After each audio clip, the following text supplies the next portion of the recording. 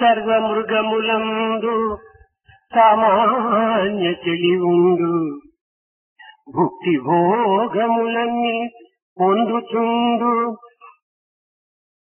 అట్టి తెలివియుండు నరుడు మృగమే కదా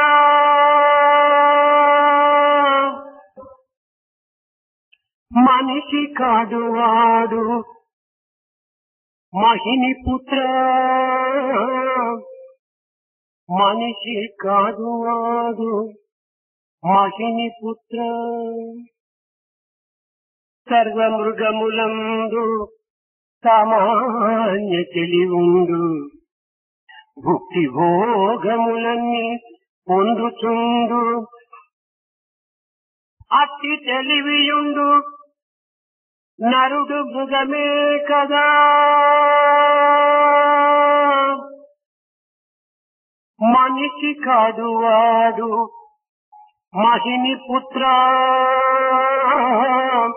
మనిషి కాదు వాడు మహిని పుత్ర మనిషి కాదు వాడు మహిని పుత్ర మనిషి కాడు వాడు మహిని పుత్ర. All the animals have ordinary cleverness. They seek and enjoy food and comforts. If man also has only that much of cleverness and seeks to indulge in enjoyment of food and ordinary comforts, he is equal to an animal. He cannot be described as a man of this earth. దేవునెరుగునట్టి తెలివి ఒక్కట చాలు దేవునెరుగునట్టి తెలివి ఒక్కట చాలు తట్టరంపు తెలివి తట్టడేలా దేవునెరుగలేని తెలివేమి తెలివయా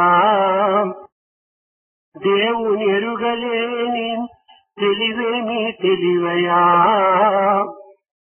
ఒట్టకూటి కొరకు గిట్టు తెలివి.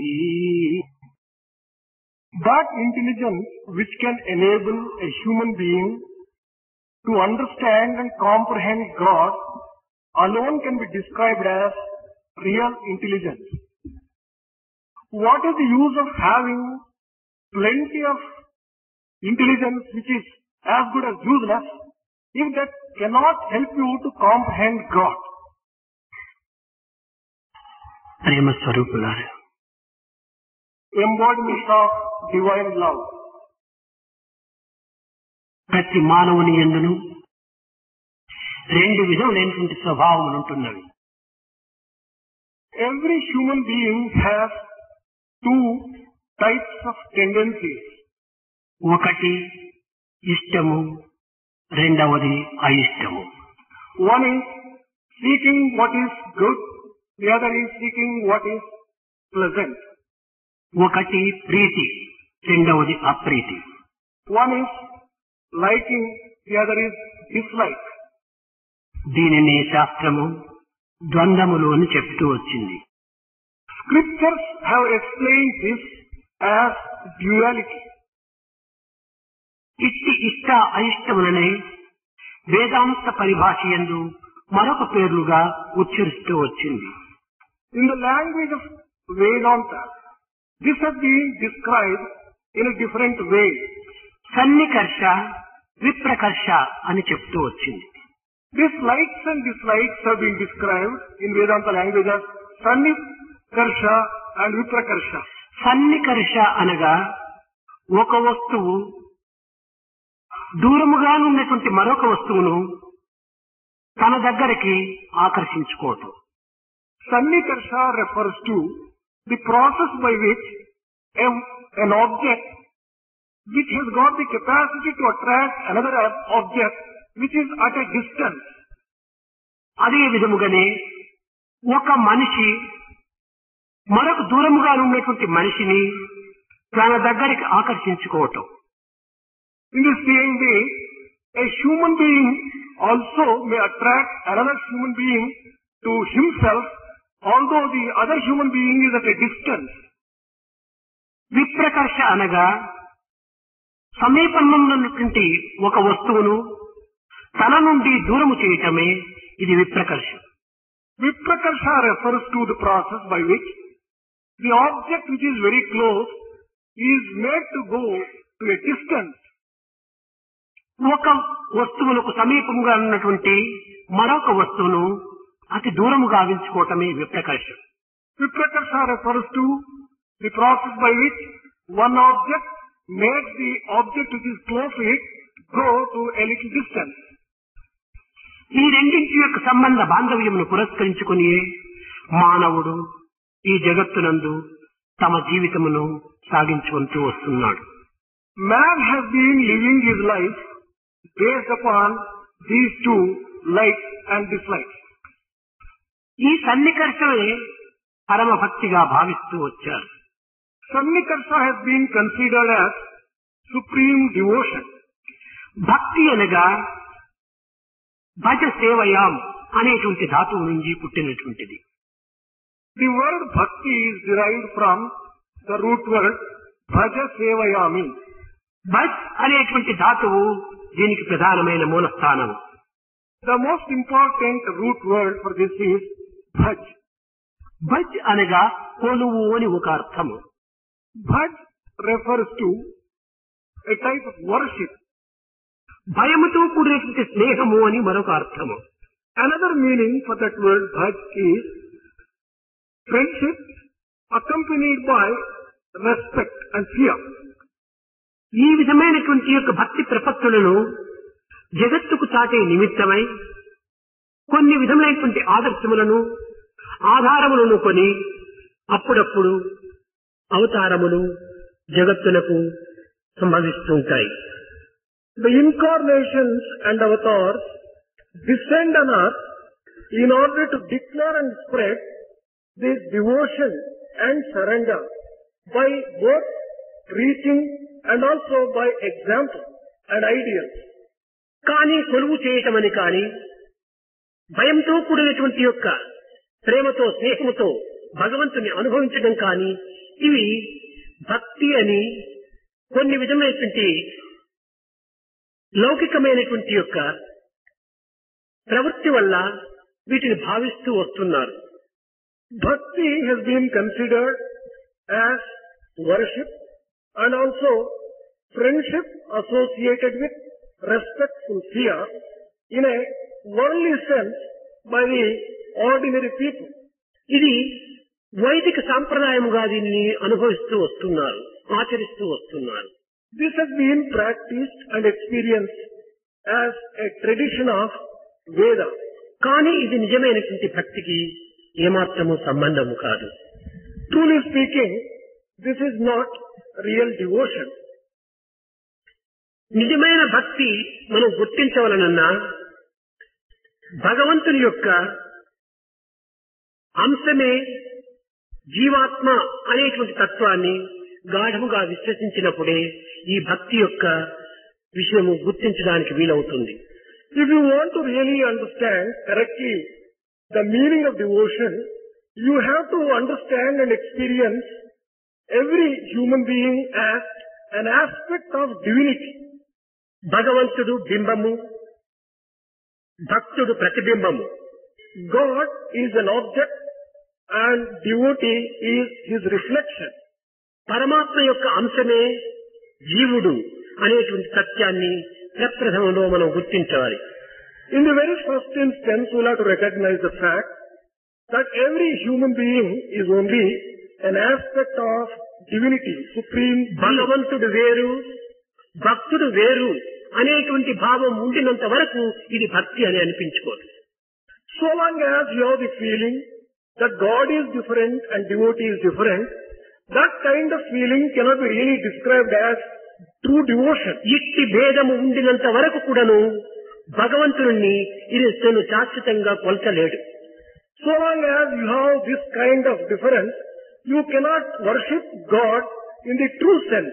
అందువలననే భక్తులు కొంతకాలము భజనలు, ధ్యానములు, జపములు, యోగములు చేసి క్రమక్రమేణా ఆ భక్తి ప్రపత్తులు సన్నగిల్లుతూ కడపటికి విశ్వాసమనే కోల్పోతూ వస్తున్నారు. That is the reason why people who undertake meditation, bhajans and yoga, etc., they commit the mistake and slowly they wean away and go away from their own chosen God. కారణం భగవంతుడు వేరు, నేను వేరు అనేటువంటి యొక్క భేద భావమే దీనికి మూల కారణం. What is the basic reason for this kind of situation? The reason is that one has been thinking that God is different and he is different. ఇట్టి భేదము ఉండినటువంటి వ్యక్తి భక్తుడు కానేరడు. So long as a person has this kind of different feeling, he cannot be described as a true devotee. అగ్ని నుండి వెలువడినటువంటి యొక్క ఈ విశ్వలింగములు అగ్ని కంటే వేరు కాదు అనేటువంటి సత్యాన్ని గుర్తించాలి. The sparks which flow out of fire are not different from fire itself. This has to be very clearly understood. అగ్నికి ఏ విధంగా దహన శక్తి, తేజస్సు ఉన్నదో ఆ శక్తులు ఈ విశ్వలింగములందు కూడా ఉన్నవి. Whatever power fire has in terms of the power to burn and power to give light, the sparks which emanate from that also have the same power. కనుక భగవంతుని యొక్క అంశమైనటువంటి భక్తుని ఎందుకుడను భగవంతుని యొక్క స్వభావమైన సత్య చిత్ ఆనందములు కూడాను అతని యందు ఆవిర్భవించి ఉండాలి. A devotee who is only an aspect of divinity must also have those features which God has in him, and that is Sat, Chit and Ananda. భగవంతుడు ప్రేమ స్వరూపుడు. God is the very embodiment of love. కనుక తన ప్రతిబింబమైనటువంటి యొక్క భక్తుని ఎందుకుడను ఈ ప్రేమ స్వభావమే ఉంటుండాలి. A devotee who is only a reflection of God also should have this particular quality in him. అయితే ఇట్టి ప్రతిబింబమైనటువంటి యొక్క అంశమైనటువంటి భక్తుని యందు ఇట్టి ప్రేమనే నిరంతరము కూడాను అనుభవిస్తూ ఉండాలి. కానీ ఈ క్రోధము, ద్వేషము, అసూయ, డంబము, అహంకారము ఇలాంటి దుర్గుణములు ప్రవేశించుటకు వీలెక్కడున్నది అని మనలో సందేహం కలుగవచ్చు. We get a natural doubt as if a devotee is only a reflection of God and an aspect of God should have continuously love in him. How can he have feelings like hatred, jealousy, anger and such other demonic qualities? అయితే ఈ జీవుని యందున్నటువంటి ప్రేమ బహిర్ముఖమైనటువంటి విషయములందు ప్రవేశించడం చేత హృదయం మాలిన్యమవుతున్నది. This happens because devotee's love goes to the external objects and therefore the heart gets impure. ఈ మలినమైన హృదయమునందు భగవత్ ముద్ర ఇందులో స్పష్టంగా గోచరించుటకు వీలు కాదు. A heart which is impure cannot reflect the image of God in itself. ఈ ప్రతిబింబమైనటువంటి యొక్క భక్తుని యొక్క ప్రేమ సర్వవ్యాపకత్వాన్ని, సర్వజ్ఞత్వాన్ని, సర్వశక్తిత్వాన్ని గుర్తించినప్పుడే ఈ యొక్క భగవత్ తత్వము తన యందు సుస్పష్టంగా గుర్తించుటకు వీలవుతుంది.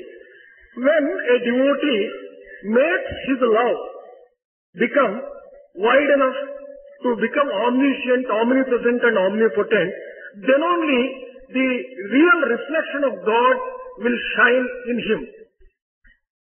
తన యందు దైవత్వం ఉండినప్పటికీ తాను గుర్తించుకోలేనిటువంటి యొక్క అవ్యక్తుడైపోతున్నాడు.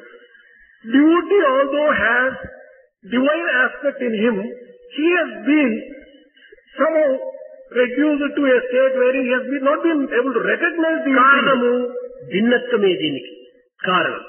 The most important reason for such a state of affairs is that he is thinking himself different from God.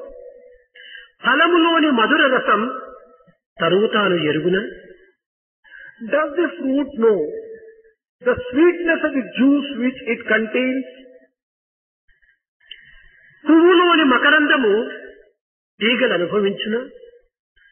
Do the creepers enjoy the nectar which the flowers have? గ్రంథాల్లోని మధుర రసం పండితుడు అనుభవించునా? The essential inherent juicy experience available in the books, does a pandit enjoy this? నివృత్తి సార సాహిత్యం పవిత్ర పండితుండే తెలుగును. A person who follows the path of action, how can he enjoy the essential knowledge? పండు వృక్షమునందే పుట్టినది, కానీ ఆ పండు యొక్క మాధుర్యము వృక్షం ఏమాత్రము ఎరుగలేదు. A tree bears fruits, but the tree does not know the sweetness of the fruit. పువ్వులో పవిత్రమైన మకరందం ఉన్నది, సుగంధముతో కూడినటువంటి, కానీ తీగలు తాను అనుభవించలేవు.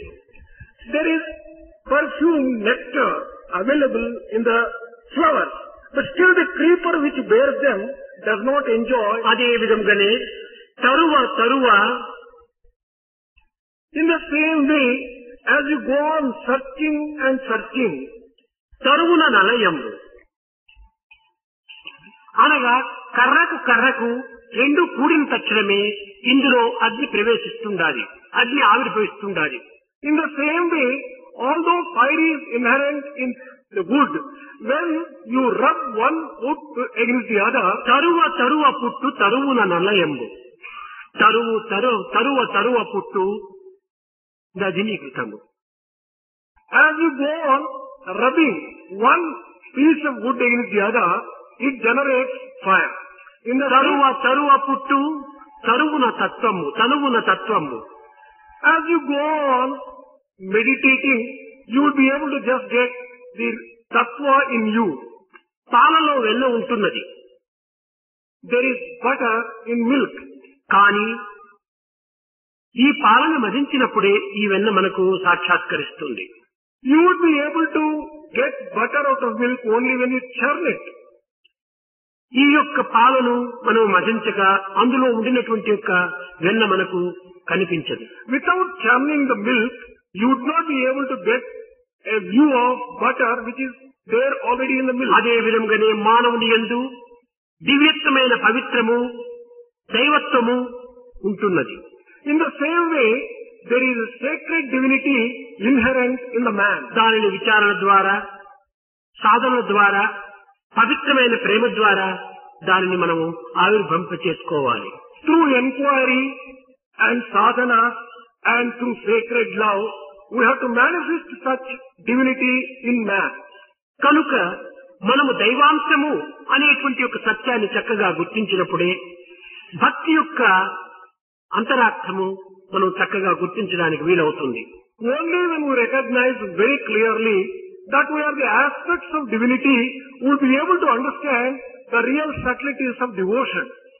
అట్టి సంబంధము లేక దైవముతో మనం వేరైనటువంటి వారిగా భావించినంత కాలము ఎన్ని విధములైనటువంటి సాధనలు సరిపినప్పటికీ ఇందులో ఏమాత్రము దివ్యత్వమైనటువంటి ఆనందాన్ని మనము అనుభవించలేము. For whatever long period you carry on and however much you may just do sadhanas, you would not be able to enjoy the sweetness of the divinity in you so long as you are feeling that you are different from God. కనుక సన్నికర్షం అనేటువంటి ఈ యొక్క భక్తిని ప్రప్రథములో పెద్దలను చూచి గౌరవించటము, వారిని అన్ని విధములకు కూడా ప్రేమించటము, వారికి స్వాగతములు పలకటము, ఇలాంటి పవిత్రమైన వినయ విధేయతను మనం ప్రకటించాలి. The sannikarsha in the form of devotion has to express itself in terms of showing due respect to elders, showing love and carrying out their commands. మనతో సమానులను చూచినప్పుడు వారిని ప్రేమించాలి. When we see another equal of ours, వారితో స్నేహం గావించుకోవాలి. we have to make friendship and love them.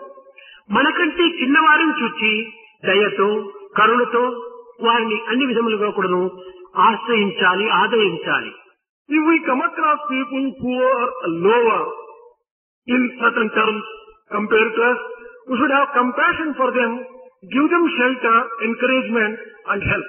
ఈ విధంగా వారిని ఆదరించినప్పుడే మనలో ఉండినటువంటి యొక్క దివ్యత్వాన్ని మనం చక్కగా గుర్తించుకున్న వారమవుతాం. Only by this particular process would be able to recognize true divinity which is inherent in ఇట్టి us. విచక్షణ జ్ఞానం అనేటువంటి దాన్ని మనం పెంపొందింప చేసుకోవాలి. We have to develop this kind of discrimination. అప్పుడే మన యందు ఉన్నటువంటి యొక్క దైవత్వము దివ్యత్వము మనం కొంతవరకు పోషించుకున్న వారం కాగలం. Then only we would have developed divinity which is in us, at least to some extent. మన యందు మాత్రమే కాక సర్వత్రా దైవత్వం ఉన్నదనేటువంటి సత్యాన్ని కూడా మనం గుర్తించాలి. We have to also recognize the fact that divinity is not merely within us, divinity is everywhere. దైవం యొక్క సర్వజ్ఞత్వాన్ని కూడా మనం ప్రకటించాలి. We have to also declare by practice the omniscience of God. ఈ విధమైనటువంటి యొక్క దివ్యత్వాన్ని అనుభవించి ఆనందించి ప్రపంచమునకు అందించినటువంటి వారే గోపాలురు. Gopabalas are, they belong to that particular category who have experienced this and who have declared this to the world. ఈ గోపికలు గోపబాలురు భగవంతుని యొక్క దివ్యత్వాన్ని అనుభవించి ఎన్నో విధముల వారు ఆనందించి ఆ ఆనందాన్ని లోకానికి అందిస్తూ వచ్చారు. Gopikas and Gopabalas are those people who have experienced God's divinity in an immense way and enjoyed the ecstasy of His company. వారు నిరంతరము కూడా భక్తినే కావాలని ఆశిస్తూ వచ్చారు. All the while they were aspiring to have devotion. ముక్తి కంటే భక్తి పెద్దది అనేటువంటిది గొప్పది అనేటువంటి దాన్ని వారు విశ్వసిస్తూ వచ్చారు. They believed firmly that devotion is superior even to liberation. ప్రేమ అనేటువంటిది చాలా మధురమైనటువంటిది.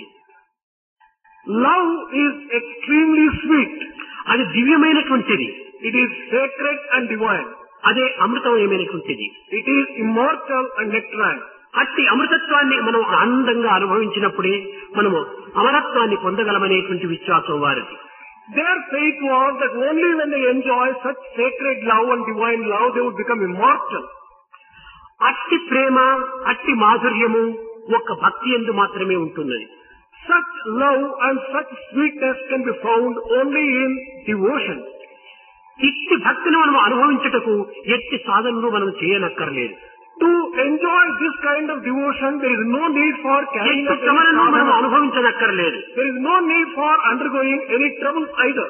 కర్మ జ్ఞాన యోగాదులకు అనేక విధమైనటువంటి శ్రమలను మనం అనుభవించవలసి వస్తుంది. If you want to take the paths of karma, gnana and yoga, you may have to put yourself to various struggles. లోక కళ్యాణార్థమై For the welfare of the world, ఇహ పరమల నిమిత్తమై for this world and for the world స్వజీవ hereafter, నిమిత్తమై స్వసుఖ నిమిత్తమై for the enjoyment of oneself, అనేక విధమైనటువంటి యజ్ఞయాగాది క్రతువులు ఆచరించి people perform different types of yajnas and yaga. దాన ధర్మ తపస్సాదులు కూడా ఆచరించి Charity and such other aspects are taken up by people for the sake of this. దైవత్వాన్ని పొందుటకు ప్రయత్నిస్తూ వచ్చారు. People make efforts to reach divinity. కానీ యజ్ఞయాగాది క్రతువులు ఆచరించడం కానీ దాన ధర్మాది తపస్సులు ఆచరించడం కానీ ఇది సామాన్య మానవులకు ఇది సాధ్యమయ్యేటువంటిది కాదు. But it is not possible for ordinary people to perform yajnas, yagas and also do penance and such other great deeds. దీనినే కర్మ మార్గం అన్నారు. This has been described as karma marga, path of action. నిత్యానిత్య విషయ పరిశీలన కలిపి Carrying out inquiry into what is permanent and what is సర్వత్రా impermanent. ఉండినటువంటి యొక్క దైవత్వం ఒక్కటే అనేటువంటి దాన్ని గుర్తించి Recognizing divinity which is everywhere, which is all around. నిత్యానిత్యముల యందు విచారణ కలిపి Carrying on inquiry into what is permanent and what is impermanent. ఇట్టి అనిత్యమైనటువంటి జగత్తునందు అనగా సంసారం నందు బంధితుడు కాకుండా తప్పించుకున్నట్టుకు ప్రయత్నించినటువంటి వాడే జ్ఞాని. Gnani is one who, after making all these processes which have been described, tries to free himself from the world which is mundane and fills himself with the permanent entity of divinity. ఇంద్రియములను నిగ్రహించి Controlling the senses, కఠినమైనటువంటి సాధనలు కలిపి carrying out very rigorous spiritual exercises, ఏకత్వాన్ని అనుభవించి enjoying oneness with divinity. దివ్యత్వాన్ని గుర్తించడమే యోగ సాధన అని. Recognizing divinity may be described as yoga sadhana. ఈ విధంగా కఠినమైనటువంటి ఇంద్రియ నిగ్రహం అనేటువంటిది ఇది సులభమైనటువంటి పని కాదు. Such kind of sense control which is rather difficult. It is not possible for everyone to దీనినే carry out. పతంజలి యోగ చిత్తవృత్తి నిరోధక అన్నారు. Patanjali has described the same thing as yoga chitta vritti ఒక్క nirodhaka. క్షణమైన మన ఇంద్రియములను మనం నిగ్రహించుకోలేనటువంటి వారము శాశ్వతంగా మనం నిగ్రహించుకోవటం ఇది ఎంత కఠినమైనటువంటి పని. We people who have not been able to control our own sense organs even for a moment, how can we have exercise control over our senses permanently for a long చెప్పుట time? సులభమే కానీ చేయుట కష్టం. It is easy to say, but difficult to practice. కనుక ఈ యోగ మార్గము కానీ ఈ కర్మ మార్గము కానీ ఈ యొక్క జ్ఞాన మార్గం కానీ సామాన్య మానవులకు ఇది అసాధ్యమైనటువంటిది. Be it path of action, path of yoga or path of knowledge, these are going to be very difficult for ordinary human beings. కుల మత భేదములు లేక Without having any distinction of వయోభేదములు లేక age, sex, ఏ విధమైనటువంటి నిష్టలు లేక without having any, కఠినమైన సాధన సలపక without performing any అతి rigorous సులభమైనటువంటి మార్గములో భగవంతుని పొందుటకు ఒక భక్తి మార్గం ఒక్కటే పవిత్రమైన మార్గం. The path of devotion is the only easy path for every human being who can take to reach the divinity. కనుక నిరంతరము కూడాను భగవంతుని పొందికి ఉండటమే అమృతత్వమని కూడాను గోపికలు ప్రపంచమునకు చాటుతూ వచ్చారు. Gopikas have declared to the world that thinking constantly of the Lord and loving the Lord is itself immortality. జలము లేక ఏ విధంగా మత్స్యములు జీవించలేవో, Just as fish cannot live without water, దైవము లేక భక్తుడు జీవించలేడు. a devotee can never live without ఒక్క God. క్షణమైనా కూడాను భగవంతుని వదిలి ఉండలేడు. He can never leave God's company even for a moment. ఇది అవినాభావ సంబంధం అనేటువంటి యొక్క సత్యాన్ని గోపికలు చాటుతూ వచ్చారు. They have declared that this is the type of relationship which a devotee has towards his chosen God. కనుకనే ఆనాటి నుండి గోపికలు దైవత్వం యొక్క ఏకత్వాన్ని అనుభవించే నిమిత్తమై అనేక విధమైనటువంటి శ్రమలకు ఓర్చుకున్నారు. In those days, Gopikas underwent various types of trials and tribulations in order that they can enjoy oneness with divinity continuously. దీనినే సాధ్యభక్తి అని కూడా చెప్తూ వచ్చారు. The same thing has been described also as Sadhya Bhakti. దీనినే పరమ భక్తి అని కూడా అన్నారు. The same thing also has been described as Parama Bhakti. దీనిని అనన్య భక్తి అని కూడా పిలిచారు. It also has been described as Ananya Bhakti. ఎక్కడ మనకు పరిపూర్ణమైనటువంటి విశ్వాసం ఉండునో అక్కడే ప్రేమ అభివృద్ధి అవుతుంది. Wherever there is a complete and total faith, there is love and devotion. ఎక్కడ ప్రేమ ఉంటుందో అక్కడే శ్రద్ధ కూడాను అభివృద్ధి పొందుతుంది. Where there is love, there will be natural interest. ఎక్కడ శ్రద్ధ ఉండునో శ్రద్ధావాన్ లభతే జ్ఞానం, అక్కడనే మనకు జ్ఞానము లభిస్తుంది. Where there is Shraddha, interest and faith, there he gets wisdom. జ్ఞానం లభించినప్పుడే సాధన సలుపుతాము. When one acquires knowledge, one would be able to carry on Sadhana sadhana. కలిపిన తర్వాతనే సాధ్యం ఏర్పడుతుంది. When sadhanas or exercise, spiritual exercises are carried out, he will be able to achieve the కనుక goal. సాధ్యభక్తికి మూలాధారము విశ్వాసము. Therefore, for Sadhya Bhakti, the most important cornerstone is కనుక విశ్వాసం ద్వారా మనం ప్రేమను అభివృద్ధి భావించుకోవాలి. we have to develop love through faith. కనుకనే మన యొక్క విశ్వాస ప్రేమలు రెండూ లేక దైవత్వాన్ని మనం ఏనాటికి కూడా మనం అనుభవించలేము, అందుకోలేము, తెలుసుకోలేము. If we do not have love and faith, we can never understand divinity any day. ప్రాప్తింపగలు కూడాను ఏ విధమైనటువంటి యొక్క అవస్థలకైనా కూడాను వారు ఏమాత్రము వెరువక దివ్యత్వమైనటువంటి కృష్ణుణ్ణి పొందాలని గోపికలు గోపాలులు పరిపరి విధములు కూడా పరితపించారు. Gopikas and Gopalas were ready to undergo any amount of trouble and difficulties and problems. Night and day, they aspired to reach Krishna. మధుర మోహన మురళీనాదం విన్నంత మాత్రమునే వారు మైమర్చి The moment they heard the sweet music of his flute, they forgot themselves. మత్తులై ప్రేమోన్మత్తులై ఉన్మత్తులై అడవులంతా తిరిగారు. They were intoxicated with a divine madness and ran into the forest in search of their chosen deity. అర్ధరాత్రి సమయం నందు కూడాను తమను తాము ఆ మురళినాదమును కేవలము భ్రమతో అనుభవించటం చేతని కృష్ణుడు ఊదుతున్నాడనేటువంటి యొక్క భావం వారిలో ఆవిర్భవించినప్పుడు భవనములు వదలి ఉద్యానవనములు యందు ప్రవేశిస్తూ వచ్చారు. Even in the dead of the night, as they began imagining the sweet music of the flute played by Lord Krishna, more on account of imagination, they left their palaces, ran into the gardens in search of the sweet Lord. అర్ధరాత్రి సమయంలో బృందావనములో కృష్ణుడు ఎక్కడ కనిపిస్తాడు? In the dead of the night, in Vrindavan, where do you get Krishna? వారి హృదయంలో ఉండేటువంటి యొక్క కృష్ణుడే వారికి ప్రతిబింబించి వారికి ఈ విధమైనటువంటి మధురగానములు వినిపిస్తూ వచ్చాడు. Krishna, who is residing in their own hearts, gave them this experience and made them feel that Krishna is calling them. నల్లనివాడు పద్మనయనంబులవాడు కృపారసంబుపై చల్లెడువాడు. Dark one, lotus-eyed one, the one Mouli పరిసర్పిత పింఛమువాడు నవ్వు రాజిల్లడి మోమువాడు. the one who wore peacock feather in his hair and the one who was full of సర్వము దోచుక వచ్చే the one who is always smiling and joyous, who has stolen all our hearts and everything that we had. Oh మల్లియలారా Oh, jasmine flowers. నల్లనివాడు oh పువ్వులారా Oh, నల్లనివాడు పద్మనయనములవాడు మీ పొదల చాటున లేడుగదమ్మా. oh dear ones, we want to know whether that great Lord, is he hiding himself? నవ్వు రాజిల్లడి మోమువాడు మీ పొదల చాటున లేడుగదమ్మా.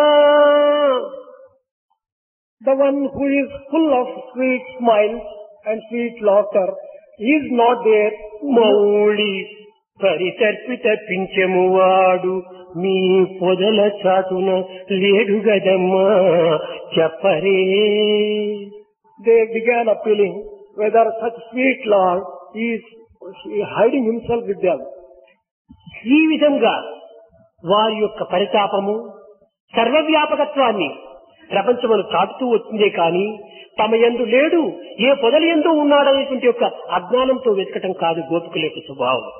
Gopika's nature was not as if they were ignorant and they did not know that Krishna was not hiding himself there. It only spreads and declares to the world that they believed in the omniscience of Krishna. They thought Krishna is available everywhere. గోపికల యొక్క భక్తి ప్రపత్తులు ఒక్క కృష్ణునికి తప్ప అన్యులకు ఏమాత్రం కూడా తెలియదు. The devotion and the type of surrender that the Gopikas had towards Krishna was known only to Krishna, to none else. ఒకనొక సమయంలో నేను పండితులనేటువంటి అహంకారం చేత ఉద్ధవుడు రేపల్లలో ప్రవేశించి గోపికలకు ఏదో ఒక యోగమును బోధిస్తానని తాను ప్రచారం చేస్తూ వచ్చాడు. Once upon a time, Uddhava got the feeling that he is a great pandit and he knew many things. He went to Repalle and he wanted to preach to Gopikas Vedanta. గోపికలు చేరారు. Gopikas assembled there. ఏ యోగము చెప్పుతాడో మా వియోగములకు ఏమాత్రం కూడా అడ్డు లేకుండా నిరంతరము కృష్ణునితో సంయోగమయ్యేటువంటి యోగమేమన్నా తెలుపుతాడో ఏమో అని ఆశతో పరిగెత్తి వచ్చారు. They ran to him with the fond feeling that whatever he tells may not separate Krishna, the continuous feeling and mental association with Krishna. అందులో ఒక గోపిక ఉద్ధవుని ప్రశ్నించింది. One Gopika questioned Uddhava like this. అయ్యా మహానుభావ, మీరెవరు మాకు అవసరలేదు, కానీ మీ ఉపదేశం ఏమిటో మాకు సంయోగం కల్పిస్తావా, మాకు వియోగం కల్పించడానికి వచ్చావా? మొట్టమొదటి దీనిని తెలపమని. Oh great one, we do not know who you are. We are not interested either. But we would like to know whether you have come here to separate us from Krishna or to join us with Krishna. భగవంతుని పొందేటువంటి యోగం మీకు తెలపడానికి వచ్చానని చెప్పాడు. He said that I have come to teach you as to how to go near the Lord and how మీ యోగము మాకు అక్కరలేదు, మాకు ఈ ప్రపంచపు భోగము మాకు అక్కరలేదు, కృష్ణుని యొక్క సంయోగం మాకు కావాలి. They said, we are not interested in your yoga. We are not interested in the luxuries of the world and the comforts of the world. We are interested in having constant company of the sweet Krishna. నిరంతరము కృష్ణుని యొక్క మురళీనాదము మా యొక్క చెవులు యందు నిండి ఉంటున్నది. Continuously and eternally we have been listening the music of Krishna in our... ఇంకొక శబ్దం మా యొక్క రంధ్రముల ద్వారా చేరడానికి అవకాశం లేదు. There is no room for any other sound to enter into our ears. మా కన్నుల నిండా సుందరమైనటువంటి కృష్ణ విగ్రహం నిండి ఉంటున్నది, తేజరిల్లుతూ ఉంటుండాలి, ప్రకాశిస్తూ ఉంటుండాలి. Our eyes are full of the sweet, splendorous form of Krishna. కనుక ఈ కన్నులు మరొక వస్తువును చూడలేవు. These eyes are not prepared to have a look at any second object. నిరంతరము ఆ మధురమైనటువంటి యొక్క ఆ కృష్ణనామం మా నాలుక పైన నాట్యమాడుతూ ఉంటుండాలి. Eternally the name of Krishna is doing its own dance on our tongue. కనుక ఇంకొక పదం ఈ నాలుక ఉచ్చరించలేదు. Our tongues are not prepared to utter a word other than Krishna's name. మధురాతి మధురమైనటువంటి ఆ యొక్క కృష్ణ ప్రేమ మా యొక్క మనసులో నిండి ఉంటుండాలి. Our minds and hearts are full of the sweet love of the Lord Krishna. కనుక హృదయమంతా కూడాను కృష్ణుని యొక్క మధురనామం లోపల, మధుర ప్రేమ లోపల, మధుర కీర్తన లోపల, మధుర శ్రవణం లోపల మునిగి ఉంటున్నటువంటి ఈ గోపికలకు మరొక వేదం మాకు అక్కర్లేదని, మరొక యోగం అక్కర్లేదని. Gopikas whose hearts are full of the sweet love, sweet form, sweet words, sweet music of Krishna are not prepared to listen to any other thing. We don't want any other yoga, they declare it to Uddhava. ఈ మాటలు విన్నంత మాత్రమే ఉద్ధవునికి చాలా ఆనందం కలిగింది. Uddhava was thrilled when he heard these words. ఈ భగవత్ తత్వం అనేటువంటిది విద్యల వల్ల కానీ, యోగముల వల్ల కానీ, పాండిత్యం వల్ల కానీ, తెలివితేటల వల్ల కానీ లభించేటువంటిది కాదని తనలో తాను యోచించుకున్నాడు. The principle of divinity and the sweetness of divinity cannot be obtained by any person by mere studies, by mere cleverness and such other kind of worldly things. ఇది కేవలము ఒక భగవత్ ప్రేమతోనే మాత్రమే ఇది పొందుటకు సాధ్యమవుతుందని తాను నిశ్చయించుకున్నాడు.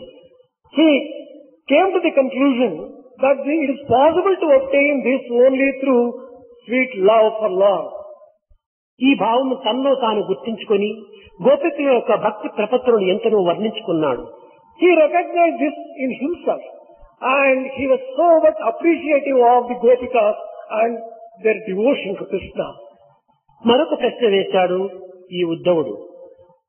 Still, he put one more question to them, to the Gopikas. మీరు బృందావనం సంచరిస్తున్నారు, పుష్పములను ప్రశ్నిస్తున్నారు, మొక్కలను విచారిస్తున్నారు, పొదలంతా వెతుకుతున్నారు. ఈ ఏ రీతిగా మీరు ఈ కృష్ణుని యొక్క సంబంధ బాంధవ్యం కలిగి ఉండాలని మీరు ఆశిస్తున్నారని ప్రశ్నించాడు. He questioned them, well, you have been wandering in Vrindavan. You are going to trees, plants, creepers, flowers, and in search of Krishna, questioning about Krishna, etc. What type of relationship do you want to have with Krishna? విశ్వమే భగవత్ యొక్క స్వరూపము. The world is the very form of God. కొండలు, అడవులు, వృక్షములు అన్ని కూడా భగవంతుని యొక్క ఆకారములే. The mountains, the trees, and everything in the world is బహుశ్యామని భగవంతుని యొక్క సంకల్పం చేతనే సర్వస్వం కూడా ఆవిర్భవించింది. Everything has come into existence by the will of God, they said. అటువంటి ప్రతి వస్తువునందును, ప్రతి అణువునందును నా పరమాత్మను మేము పొందాలి అనేటువంటి యొక్క ఆశను వారు వెలుబుచ్చారు గోపికలు.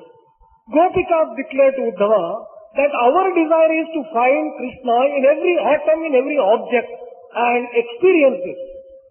అలాంటి సత్వం లోపల భగవంతుని అనుభవించేటువంటి దీంతో ఏకత్వాన్ని పొందాలని వారు ఆశించారు. They continuously aspired to have unity with the divinity. వృక్షంబువై తాను కొలుపొందుచుండున వల్లికమై మేము అందుకొందుమన్నారు. If Krishna were to become a tree, we would love to become creepers round Krishna. పుష్పంబువై తాను కొలుపొందుచుండిన తుమ్మెదనై మేము తిరుగుచుందుమన్నారు. If Krishna were to become a flower, we would love to become bees. మేరు పర్వతమై తాను ప్రకటించుచుండిన సెలయేరు మేము అందులో ప్రవహించుచుండుమన్నారు. If Krishna were to be a mountain, Meru mountain, we would like to be streams flowing on that Meru mountain. అనంత ఆకాశమే తానైనా మేము చిన్న చుక్క రూపై దానిలో తెలుగుచుండుమన్నారు. If we take the form of the sky, we would like to shine as small little stars in the sky. సముద్రమే తానైనా పరుచుకుని పారదం మేము చెలయోరుమై అన్నారు. If he were to become ocean, we would like to become streams and rivers and merge in him. ఏదో ఒక విధముగా కృష్ణునితో మేము చేరిపోవాలి. In some form or the other, we would always love to be associated. కృష్ణునితో చేరి ఉండటమే మా యొక్క అమృతత్వము, కృష్ణునితో చేరి ఉండటమే మా ముక్తితత్వము. All that we aspire for in terms of immortality and everything, liberation is మేము ఎడబాటుని ఏమాత్రము ఏనాడు కూడాను ఏ క్షణము కూడాను మేము ఆశించము. to have continuous company. We cannot bear separation even for a minute, కారణం day or any day. అతని యొక్క ప్రతిబింబలమే మేము. The reason is we are only the reflection of Krishna. దీనిని పురస్కరించుకుని వేదములు తత్వం అసి ప్రజ్ఞానం బ్రహ్మ అయమాత్మ బ్రహ్మ అహం బ్రహ్మస్మి అనేటువంటి మహావాక్యములుగా నిరూపిస్తూ వచ్చినాయి. All the four Mahavakyas declared in Veda, Tattvamasi, Ayamatma Brahma, and అహం బ్రహ్మ. Aham Brahmasmi. ఈ మహావాక్యములన్నీ కూడాను తానే ఇది ఇదే తాను అనేటువంటి యొక్క ఏకత్వాన్ని కూడా నిరూపిస్తూ వచ్చాయి. All these four Mahavakyas only prove the type of relationship that exists between God and devotee, that is an object and reflection. అర్థం చేసుకోలేనటువంటి యొక్క మానవత్వము ఈనాడు భిన్నత్వాన్ని అభివృద్ధి పరచుకొని దైవత్వాన్ని విస్మరించి జీవిత తత్వంలో అనేక రకమైనటువంటి కష్టములకు గురి అవుతున్నారు.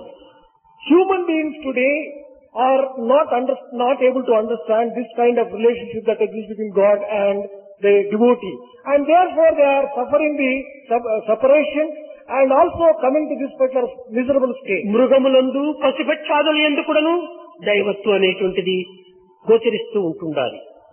In the animals as well as in birds, you find divinity. ప్రతి అణువునందు కూడాను ప్రతి క్రిమికీటకాదుల యందు కూడాను దైవత్వం ఉంటుండాలి. In every atom, in every small little worm, you have divinity. చీమయందు బ్రహ్మనందు కూడాను ఉంటున్నదని త్యాగరాజు కూడాను వర్ణించాడు. Tyagaraja also has described that God exists, be it in a small ant or in a mountain. కానీ ఇట్టి పవిత్రమైనటువంటి ఏకత్వాన్ని మనం అనుభవించటం లేదు. But we are not experiencing this kind of sacred experience. మాటలతో మాత్రమే వర్ణిస్తున్నామే కానీ క్రియాచరణలో శూన్యమైపోతున్నాం. We are describing only in words, but in practice we are becoming a big zero. అందువల్లనే మన జీవితం అనేటువంటి అనేక విధమైనటువంటి సమస్యలతో కూడి ఉంటున్నది. That is why our life is full of problems. విశ్వాసం గాఢమైనటువంటిదిగా లేదు. Faith is not firm. అవసరం వచ్చినప్పుడు మాత్రమే దైవత్వం మనకు కావాలి. Only when there is a need we think of God. అవసరం తీరిన తర్వాత దైవత్వం మనకు అక్కర్లేదు. The moment that our need is over, we forget God. ఇది కేవలం ఆకలైన సమయంలో అన్నం భుజించటం అన్నట్టుగా ఉంటుండాలి. It is something like aspiring to have food when you are ఈ hungry. ఆకలి తిన్నంత మాత్రమే తీరేటువంటిది కాదు. The type of hunger that you have is not the one which తర్వాత is కూడా ఆకలి satisfied. వస్తుంటుండాలి. Throughout the life you should have this particular hunger. కనుక ఇదే విధంగానే పునరపి జననం పునరపి మరణం, ఈ విధంగా జనన మరణాల మధ్యలోపలనే మన జీవితమును అంకితం గావించుకున్నాం. జనన మరణములకు అతీతమైనటువంటి యొక్క అమృతత్వాన్ని మనం పొందేది ఎప్పుడు? That is why we are having this kind of birth, death and again rebirth. And if we go on following this particular path, when can we see the birthlessness? కనుక మనం ఈనాడు గుర్తించవలసినటువంటి విషయము దైవత్వమునకును జీవిత తత్వమునకును ఏకత్వం అనేటువంటిది ఉన్నది అనేటువంటి సత్యాన్ని గుర్తించాలి. Today we will have to recognize the truth that there is unity between the divinity and also the devotee. ఈ సత్యాన్ని మనం విశ్వసించక, ఈ సత్యాన్ని ఆచరించక ఎన్ని విధములైనటువంటి సాధనలు కలిపినప్పటికీ మనము పొందవలసిన గమ్యాన్ని పొందలేము. Without having firm faith in this and without practicing this particular thing, we can never achieve the goal. సర్వస్వం మన యందే ఉంటుండి కూడాను ఏదో పరదేశమునందు వెతకడానికి ప్రయత్నించుకోవటం ఇది అజ్ఞానం యొక్క మూల లక్షణం. It becomes an act of ignorance on our part if we go on searching divinity outside, although it is existing within us. ఇంటి యందు జ్యోతి వెలుగుతుండగా పొరుగు ఇంటికి అగ్గి కరుణనే అరుగనేలా? When you are having light and fire in your own house, why go in search of fire to the ఆ neighboring దివ్య house? జ్యోతి, ఆ పరంజ్యోతి, ఆ అఖండ జ్యోతి, ఆ అద్వైత జ్యోతి మన యందే ఉంటుండగా ఏదో అల్పమైనటువంటి జ్యోతుల కోసం మనం ఆశ్రయించి అరులు దాచి మన జీవితమును అంకితం గావిస్తున్నాం. ఇదే పెద్ద అజ్ఞానం. The great light, spiritual light, the Advaitic light, although it is within us, we are still searching for it outside and elsewhere. This is ignorance. కనుకనే దైవత్వం అనేటువంటిది మన హృదయ స్థాయిలో ఉంటున్నది. Divinity is in our own heart. ఇట్టి దైవత్వము ఒక కృష్ణతత్వము అన్నారు. Krishna Tattva is one such divinity. కేశవాయ నమః, నారాయణాయ నమః, మాధవాయ నమః, మధుసూదనాయ నమః అనేటువంటి ఈ నామములన్నిటి యందు కూడాను కృష్ణనామం పరిపూర్ణ అవతార తత్వము అని కూడాను ఇందులో నిర్ణయం చేస్తూ వచ్చింది. When you go on repeating various names, Keshavaya Namaha, Madhusudanaya Namaha, Madhavaya Namaha and all that, you come to the last one and that is Krishna Tattva, which is కృష్ణుడు పరిపూర్ణ స్వరూపుడు, పరిపూర్ణ అవతారము అనింది.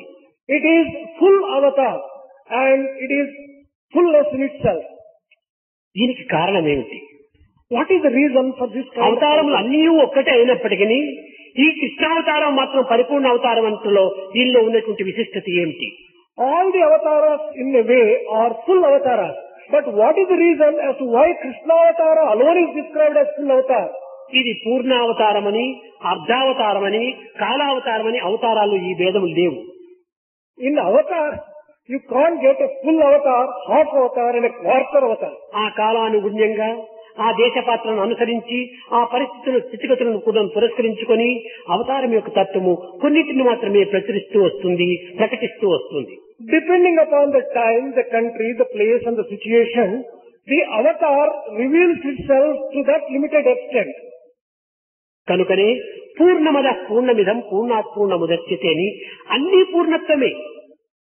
That is why it is said, there is only fullness, that is full, this is full. మనము కేవలము క్వాంటిటీని చూచి మనం ఇది చిన్నది పెద్దది అని భావిస్తున్నాము. We get into the deluded feeling and separateness on the basis of quantity which we see. ఇక్కడ క్వాలిటీ దీని యొక్క పూర్ణత్వం మనం విచారించాలి. The fullness or purnatva is being referred to the quality and not quantity. అదే విధంగానే దైవత్వం అనేటువంటిది అన్ని అవతారములందు కూడాను పూర్ణత్వంగానే ఉంటుంటాయి. Divinity is found in its fullness in all the avatars.